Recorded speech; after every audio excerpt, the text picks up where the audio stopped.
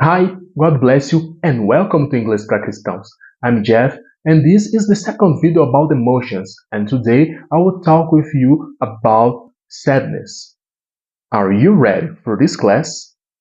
So, let's get started! Esse é o segundo vídeo da série sobre as emoções, e no vídeo de hoje aprenderemos sobre a tristeza, ou sadness em inglês. Dentro da animação Divertidamente, a tristeza é representada por uma personagem de cor azul. A tristeza é a segunda emoção que aparece dentro dessa animação, logo depois da alegria. No caso, a alegria é a primeira emoção que é destacada na personagem, e a segunda emoção é a tristeza, que ela aparece logo quando a Hailey nasce. E aí ela começa a chorar. E nesse momento a gente já percebe que a tristeza é uma coisa boa. No caso, essa é a emoção tristeza, tá? Porque através do choro dela, por estar experienciando algo novo, algo diferente, ela chora, só que nós sabemos que quando um bebê chora logo após o nascimento, significa que ele está bem, que ele está conseguindo respirar, então já é um sinal positivo para a gente. É caracterizada pela cor azul. E dentro do inglês, tá? O azul é comumente utilizado para poder se referir à emoção tristeza. Então nós temos algumas expressões idiomáticas que vão usar o azul como base. Vamos entender a tradução de azul, que em inglês é blue.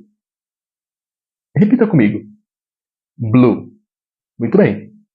Então agora que nós já sabemos que azul em inglês é blue, nós vamos às expressões que utilizam essa cor como base, tá? E a primeira expressão é essa, feeling blue. Mais uma vez. Feeling blue. Essa expressão, ela significa literalmente estar se sentindo triste. A segunda expressão é to go blue. Repita comigo. To go blue.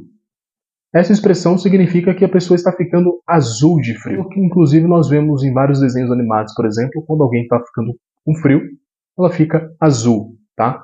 É daí que vem essa expressão. A nossa próxima expressão também está vinculada com o frio, fica Blue Monday. Repita comigo.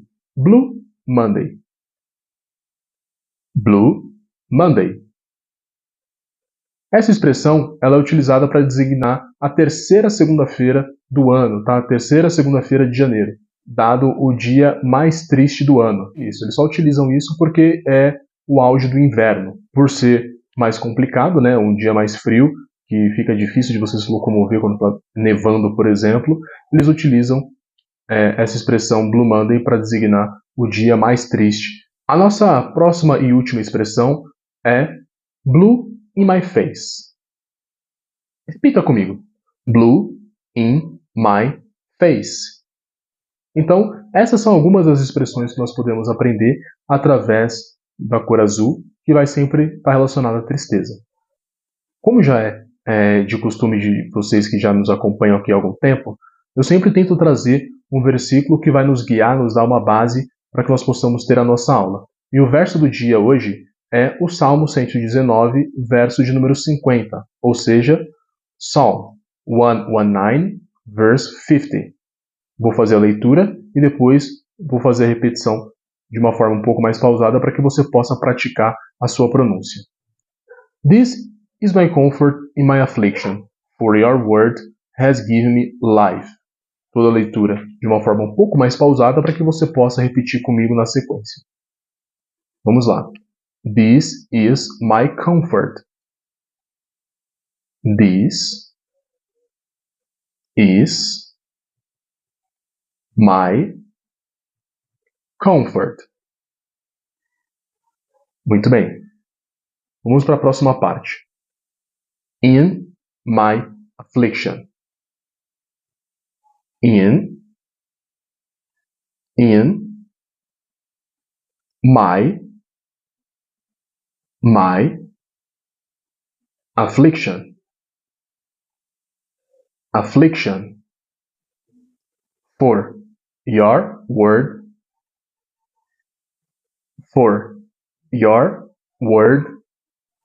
has given me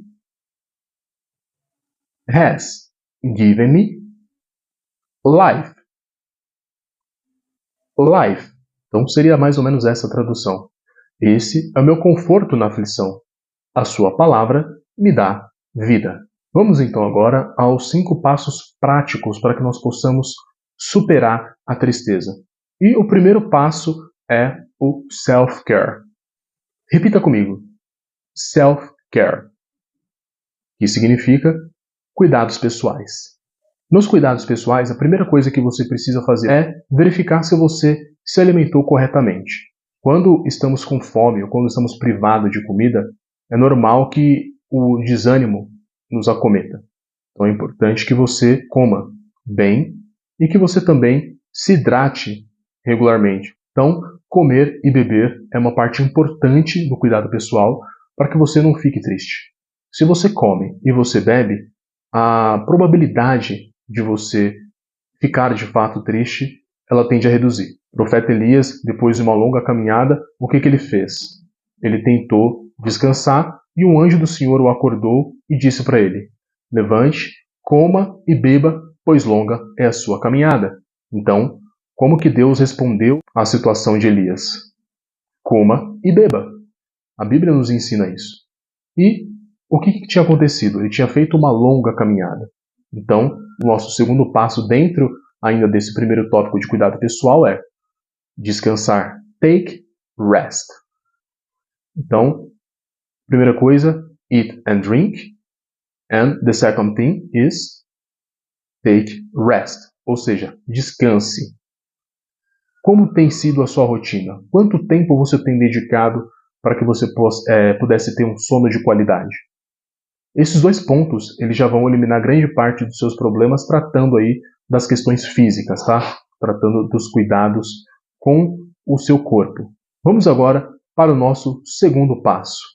Initiate fellowship. Initiate fellowship. Ou initiate relationships. Segunda coisa que você precisa fazer é sair da caverna. Ainda utilizando Elias como exemplo, ele estava lá dentro da caverna e o Senhor perguntou para ele: What are you doing here? O que você está fazendo aqui? Se isolar não é a solução. Muito pelo contrário. É muito provável que, em um momento de tristeza, se você tenta se isolar, você acabe piorando, entrando em uma tristeza profunda. O que nós precisamos fazer é sair da caverna, tá? Saia de onde você está, construa novos relacionamentos, fale com pessoas. Vamos agora para o nosso terceiro passo, que já também está bem vinculado a este segundo. Reconnect with God.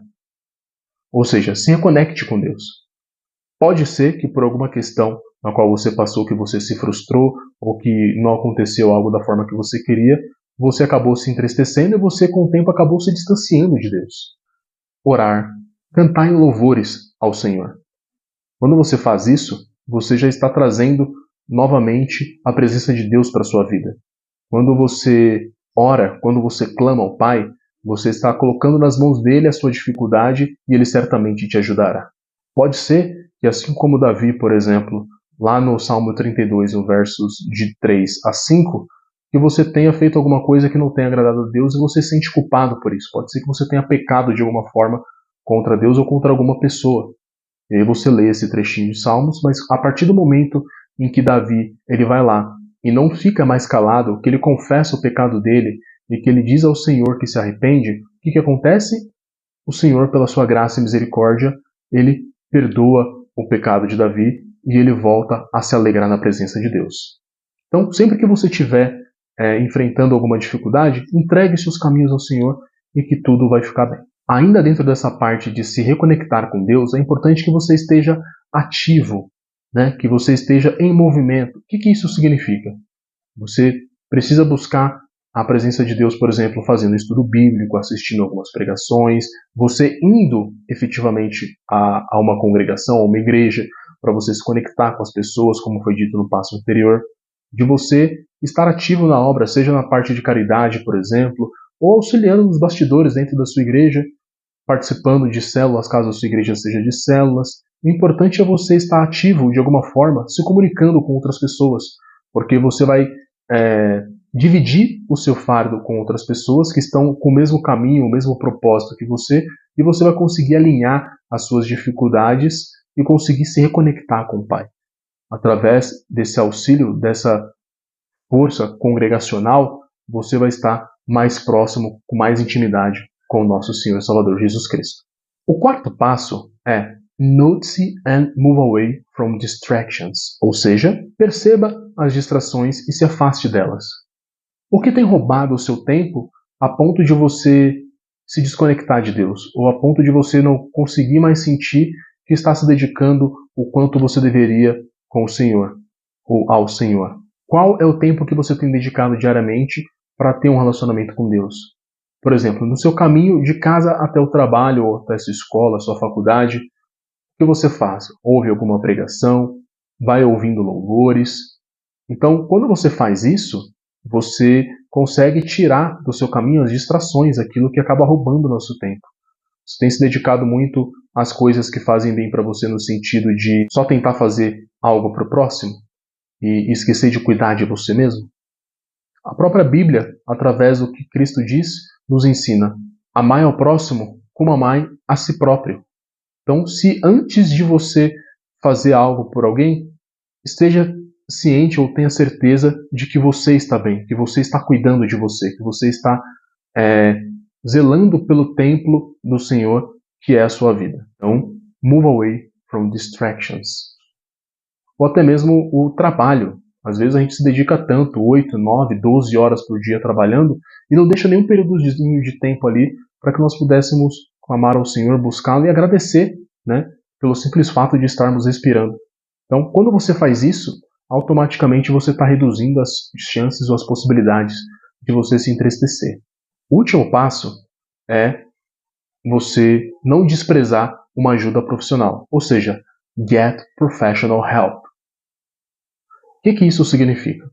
Dentro da sua igreja, da sua congregação, você vai ter o seu pastor, você vai ter padre ou qualquer pessoa, líder religiosa dentro da instituição igreja. E aí o que você vai fazer? Você vai procurar pessoas que estejam capacitadas profissionalmente para poder te auxiliar. Pode ser que você precise de um conselho voltado para a parte psicológica ou devido até mesmo a essa falta de alguma vitamina, de algum nutriente, que você precise fazer uma suplementação ou que, por fim, dependendo do tipo de situação e circunstância que você encontre, que você esteja precisando, por exemplo, de um auxílio psicológico. E eu sei que é difícil, para algumas igrejas mais tradicionais, por exemplo, tratar desse assunto, falar que a gente precisa buscar a mão do homem para poder se curar da tristeza, pode parecer um tabu, eu sei que é uma coisa difícil, mas o que eu preciso te dizer é, quem capacitou essa pessoa para poder ter esse conhecimento foi Deus. Então, pode ser necessário que você procure ajuda profissional de um psicólogo e, hoje em dia, muitas e muitas igrejas possuem uma área de apoio social muito bem estruturada, que já tem ali, inclusive, por exemplo, profissionais psicólogos que são cristãos que podem te auxiliar nessa caminhada. Que Deus te abençoe. See you in the next class. God bless you.